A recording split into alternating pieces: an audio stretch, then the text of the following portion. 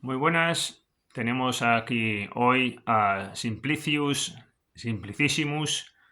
publicado en la editorial Cátedra, una obra de von Grimmelshausen.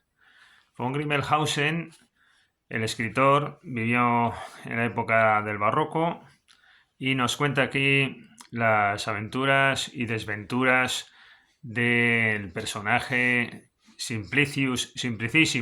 Simplicissimus pasa por ser el apellido que se le puso a este personaje por parte de los suecos, dentro de las múltiples peripecias que aquí se relatan. Es una obra ambientada en la Guerra de los 3 años, de los 30 años, tiene ese trasfondo continuamente. Al autor le tocó padecer ese periodo, fue alcalde en una localidad, como sabemos todos, fueron luchas de religión, con una pérdida de población enorme en las zonas del Sacro Imperio Romano Germánico, y fue la verdad es que aquello toda una desgracia, ¿no? De asaltos a poblaciones, de muertes de inocentes, y claro, ese trasfondo pues influye en la literatura y desde luego aquí es el tema de fondo. Lo que está siempre presente es esa guerra que produce calamidades, etcétera, y personajes en el fondo como este que no dejan de ser una reacción frente a las atrocidades de esa guerra y de todas las guerras en general. Creo que esto contará con antecedentes claros, ¿no? En la picaresca española, en personajes que vagabundean o que tienen múltiples aventuras justo en el siglo anterior o en los 2 siglos precedentes. Esta es una obra posterior. En Alemania introduce todo una nueva brecha literaria de interés.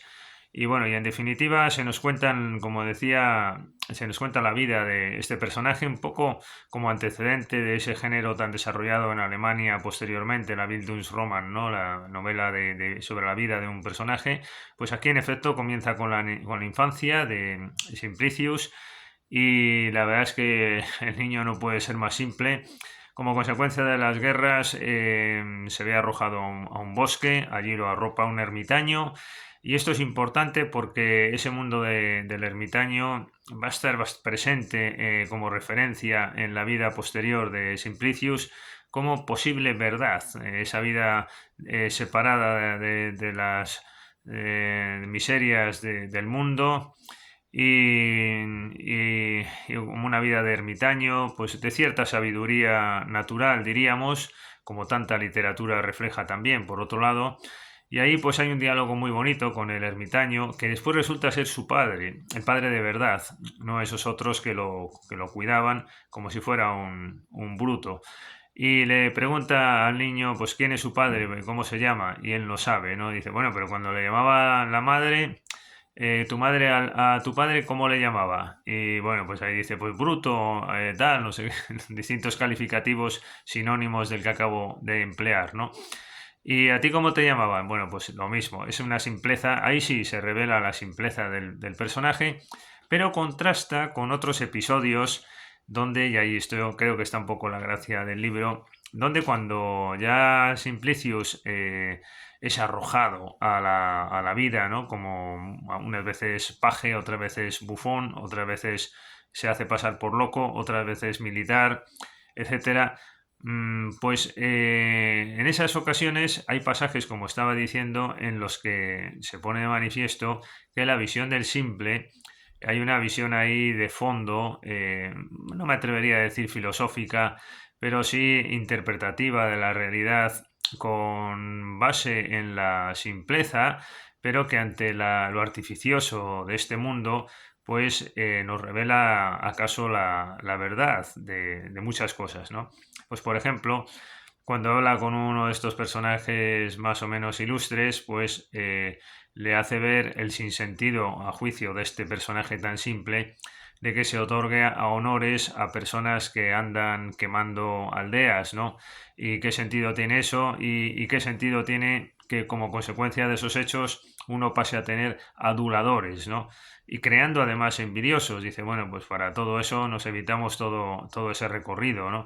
Bueno, pues son argumentos de cierta simpleza que revelan juicios más allá de lo simple. Pero es verdad que el personaje conserva esa simpleza, pero otras veces aparece de esta otra manera. Yo creo que quizás ahí está un poco la gracia del asunto.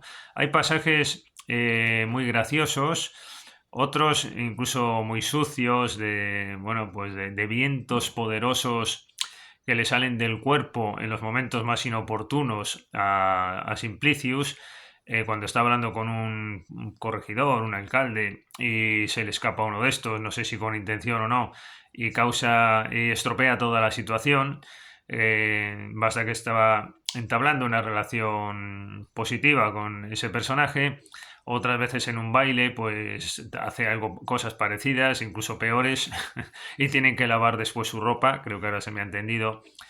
Y también cuenta pues cómo son los bailes y no entiende bien cómo la gente le pregunta a un clérigo, que también están bastante presentes, le pregunta a un clérigo, bueno, pero esto en qué consiste, dónde está la gracia dentro de su simpleza, ¿no? De todas estas borracheras que se cogen y llenar tanto la barriga y los clérigos participando en cierta medida, pero también aconsejando. Bueno, aquí todo el mundo da consejos unos a otros, ¿no?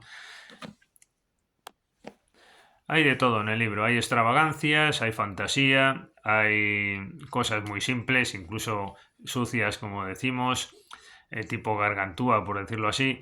¿Se podría relacionar un poco con con los personajes idiotas o bobos de la literatura? Bueno, pues sí hay una cierta relación con el idiota de Dostoyevsky, con la dama boba de Lope de Vega, pero son distintas versiones del simple, ¿no? O del que se hace pasar por tonto a veces, otras veces lo es, de remate, pero otras veces siendo tonto dice lo cuerdo, también se hace pasar por loco y dice verdades. Bueno, pues ahí está un poco la historia.